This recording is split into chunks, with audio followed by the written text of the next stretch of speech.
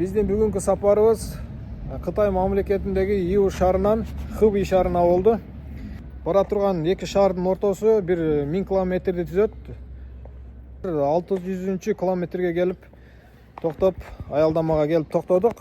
Мен айта кете турган нерсе ошол жолдун боюндагы катардагы эле аялдамалардын бириндеги ажатканаларды бир сиздерге көргөзүп коеюн дедим. Бул Кытай мамлекетине келгендер болсо ажатканаларды жакшы билесиздер, анан келелектер болсо ушу бир сыйра сиздерге көргөзүп коеюн дедим. Кытайда, Кытай өлкөсүндө эч кандай ажатканага акча төлөнбөйт.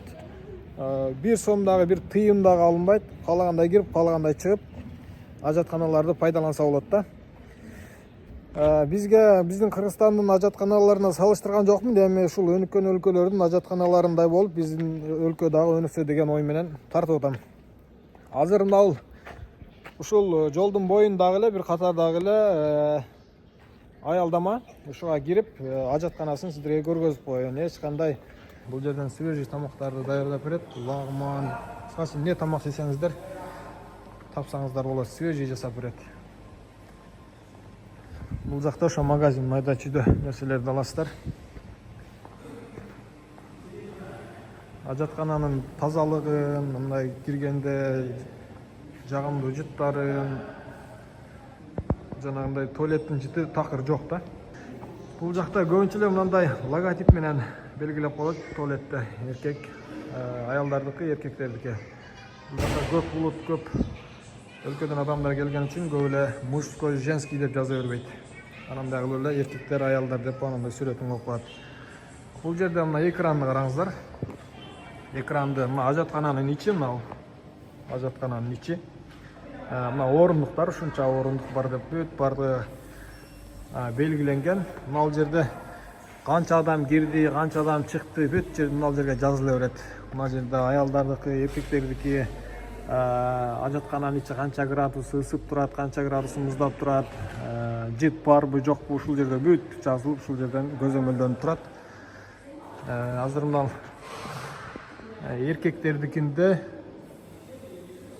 ушунча орун бар экен, аялдардыкында бир ушунча орун бар экен, менин түшүнүгүм боюнчачы.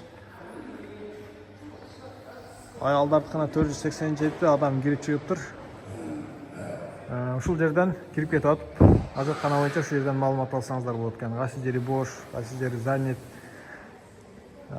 Бул жагына кире турган болсок, бул жак аялдардыкы, бул жак эркектердики. Мына көк кызыл гүлдөрдү эгип,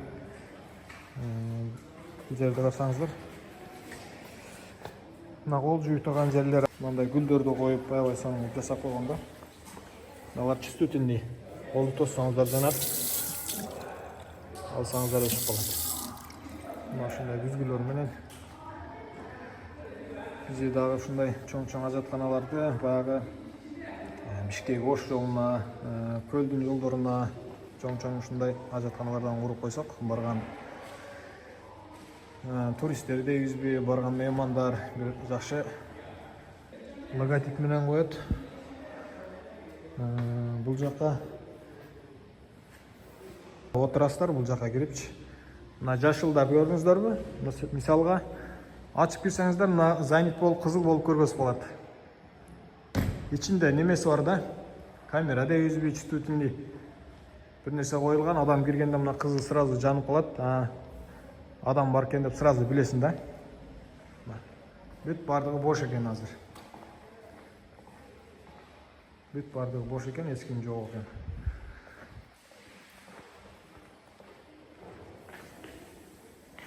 Ичин көргөзбөй эле коеюн, ичи аябай сонун. Жыт деген жок да, жыт деген баягы биздин ажатканаларда кирсең чыгышка шашасың го. Бул жакта такыр жыт деген жок. Бул жерде душ. Мына. Кирип алып жуунасыздарбы, бутуңуздарды жуйсуздарбы, киринесиздерби, ошол жерден жуунуп, таранып, таптаза болуп чыгып кетсеңиздер болот. Мына жерге бүт шампунь, самундарын бүт коюп койгон. Мунун ичин ачпай эле коеюн, ичинде бирөө бар окшойт. Эки комната экен, бул жагында жууна турган, бул жеринде чечине турган.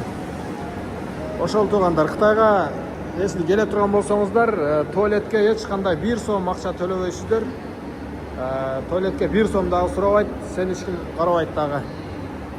Бүт бардыгы бекер, ичин караңыздар, таза, мынандай минут сайын мынандай тазалап турат. Мисалы, бир адам кирип кетсе дагы, келип мынандай тазалап берип турат ар бир баскан жерлердичи. Мына ушундай туугандар, Кытай ажатканалары боюнча кичине болсо дагы видео тартып койдум. Буюрса ошо Кытайдагы кандай жакшы нерселерди көрсөк, сиздерге бөлүшкөнгө аракет кылабыз. Кийинки чыгарылышта görüşкөнчө аман болуңуздар, тынч болуңуздар.